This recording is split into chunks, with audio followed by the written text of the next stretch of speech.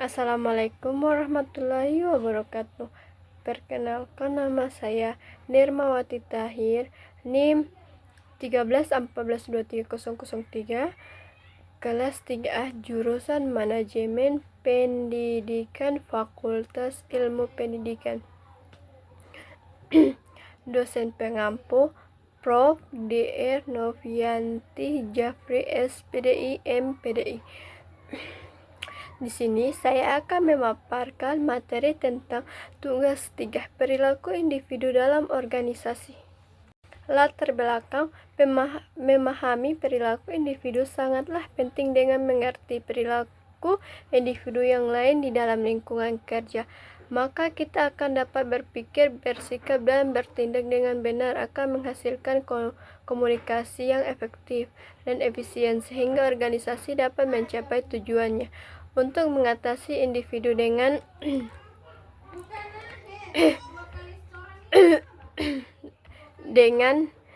efektif di tempat kerja diperlukan suatu kerangka kerja untuk memahami perilakunya. Perilaku individu dalam organisasi.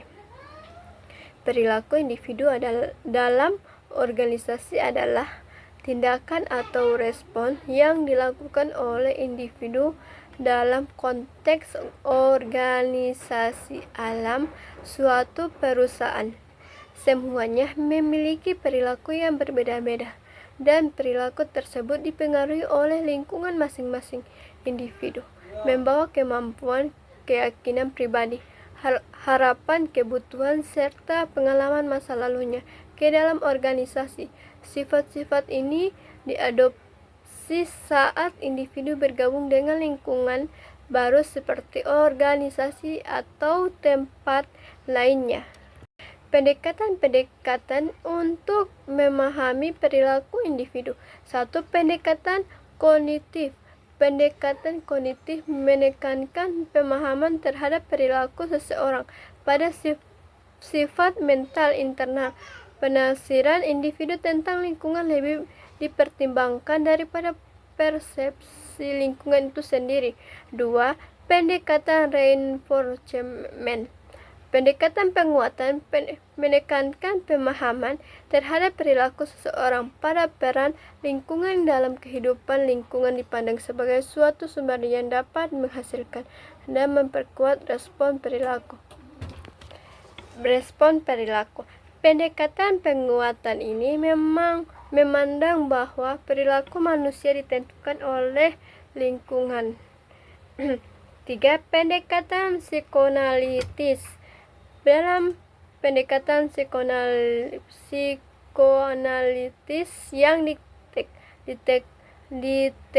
ditekankan adalah peran sistem kepribadian dalam menentukan suatu perilaku.